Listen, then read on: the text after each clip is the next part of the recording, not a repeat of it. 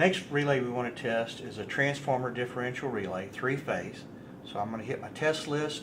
I'm going to come down here and I'm going to select transformer differential, and that's going to take us to the nameplate or configuration screen for setting up the test.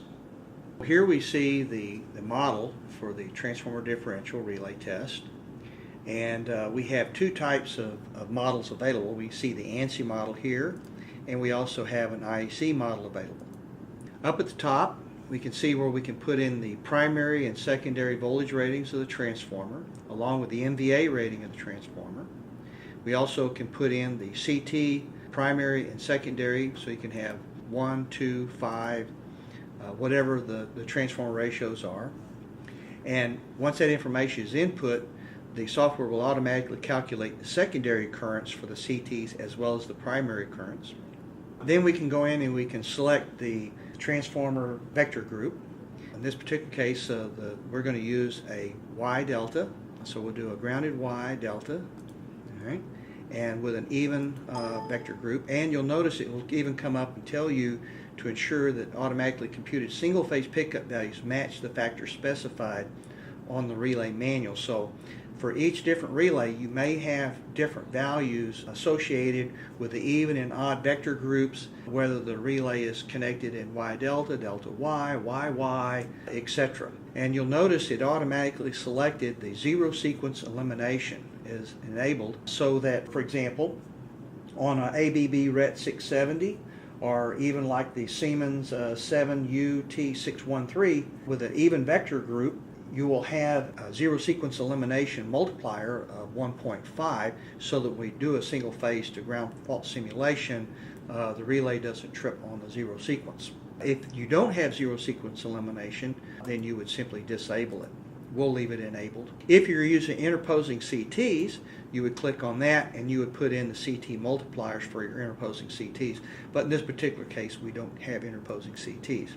That's the information for the transformer that we're trying to test. Now for the relay. Down here we see all the relay settings, and so we see pickup values in per unit.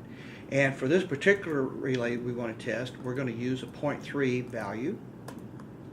The trip time is associated with the time it takes for the relay to operate. And then for the pre-fault values, we're going to apply 100% of pre-fault. Now in some cases the ratios may be such that you may not want to apply the full pre-fault values. You may want to apply maybe only 50% of pre-fault. And then how long the pre-fault gets applied. In this case we're going to use 500 milliseconds. The off delay is 50 milliseconds. Now the reason for off delay is once the relay tells the breaker to trip, we leave the currents on for another 50 milliseconds before the relay actually sees the currents go to zero, simulating a breaker opening. We're going to simulate, or we can use a binary output context to actually have the relay see the breaker open, and we would delay the contacts opening by 50 milliseconds. And the reason we do this is some of these relays also have breaker failure detection, so that if it told the breaker to trip and it tripped immediately, then the relay is not going to see the right information. It still expects to see current flow for a period of time, and it needs to see the breaker actually open. For through fault, again, we may need to apply less than 100% depending on the relay settings. So we want to simulate a fault through the zone of protection. You can go in here and you can adjust this to apply different through fault simulations. For second harmonic restraint, in this case it's 15%, but you could have a 16, 17, 20%, whatever it may be. You would put that value in here. And how long, when we pulse the current onto the relay, we're going to be simulating it for 500 milliseconds, looking for the relay to pick up or not within that time period. The tolerance values, we're going to use a plus or minus 10% on current. We're going to use plus or minus 10% for time tolerance plus 50 milliseconds. Again, we can simulate the breaker opening and closing using a binary output. And if we want to use a reference voltage, we can also do that. And then the tolerance on your harmonic restraint, again, we're going to use 10%. For the harmonic ramp mode, ramp to no operate says that we're going to apply fundamental current and increase the harmonic content until the relay goes into restraint. If we select ramp to operate, then we're going to apply restraint current and reduce the restraint current until the relay goes into operation. Either way, it depends on the relay manufacturer. So whose relay you have depends on which of these two you use. If your relay also has third or fifth or seventh harmonic, you want to run an additional harmonic restraint test on the nth harmonic, you would put that percent in here. And we've already talked about the nameplate format. Now we want to talk about the slope characteristic for relays. We've got 4 different slope characteristics. We have line segments. That would be if you had like a General Electric SR745 relay. It uses line segments. We have slope through origin.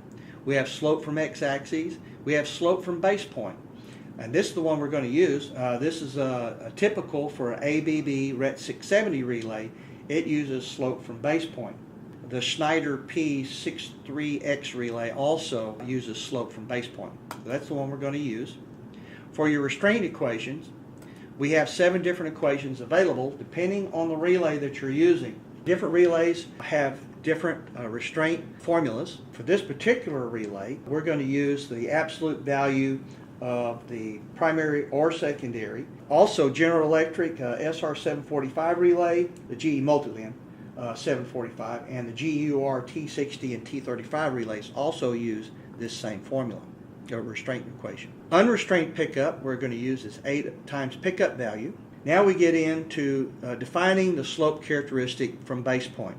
Okay, well the base point is the pickup value of 0.3 per unit. So that's where we're going to start at. It extends over to a start point for slope 1, which is going to end at 1.25 for this particular relay. So 1.25, okay? And then from that, the slope gradient is going to be 40%. So I'm going to change that to 40.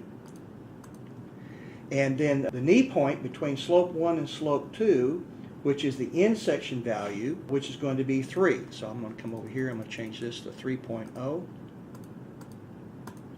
And then the slope gradient from that point up to the unrestrained pickup value is 80%. So I'm going to change that to 80.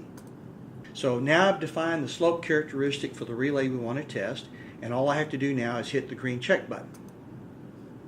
It's even going to show us how to connect up the relay primary and secondary windings from the test set we're using. And then it's going to take us over to the test screens. We'll see a list here. We're going to start off with the stabilization test, or the through fault test. We also have a timing test where we can time each phase. If you click on the play button, it's going to say run all remaining tests or run the test we're selecting. To do a pickup test, again, we're going to have the 2 windings, 3 phases, or winding 1 and winding 2, and then we can also do a 3-phase test. If I hit the play button, it's going to let me select which winding and which phase I want to test. If I hit the play all button, it will just automatically go through and do all the tests automatically. And then the characteristic test, let's go ahead and do a simulation here. What we see is the characteristic for the relay based upon the setting values that we input. All the user has to do now is come in and touch the screen where he wants a test line. And it will automatically calculate all the test currents he's going to need to perform that test at that particular test line. So let's say, no, we don't like that. We put it in the wrong place. We want to move it. You simply come over here, say delete that one. It says, are you sure? Yes. Come back, hit it again, and now you've created your test lines. In this case, we're going to do 5 test lines. We can do individual tests one at a time. We can come in and say run that test. As it goes, it's going to apply the pre-fault. It's going to start ramping the current up. So it's pulse ramping the current, and you can see the current values changing. The operating current is being slowly increased until we get up to a point. Now we're within the characteristic of the relay, the acceptable characteristic, and you'll notice that the vector changed color from red to green, and it's closing in on the operating characteristic, the slope of the relay. And when the relay operates, it captures that test result and it appears as a green dot. If it were to operate before or after the acceptable range, it would show up as a red X. If you run all tests, it just automatically run through and do all the tests automatically. Again, you can also come over here and say run all remaining tests.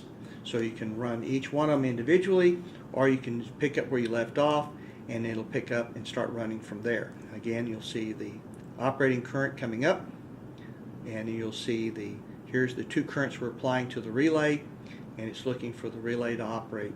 And then when the relay operates, we'll capture those test results and give a pass-fail determination. We also have the harmonic block test, and again, you can come over here and you can select doing winding 1, phase 1, 2, 3, or you can do 3-phase test, etc. And it will run those individual tests, or you push the play all button and it'll run all the harmonic tests on both windings for all phases and 3-phase. When you get through with your test, then you simply come over here and you hit the report button, and so you want to review the report, and you'll see the header information just like we had on our previous test reports.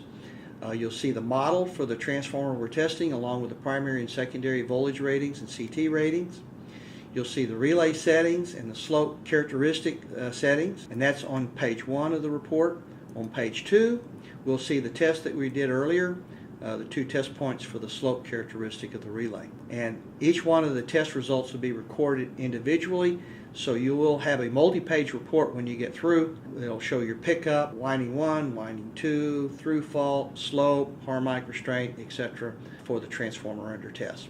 And when you get through, you can then save that test result, and then you can export it to a memory stick, and then you can take it back into your office and hook it up to your computer, download it into your computer, and do printouts and save it to database, etc.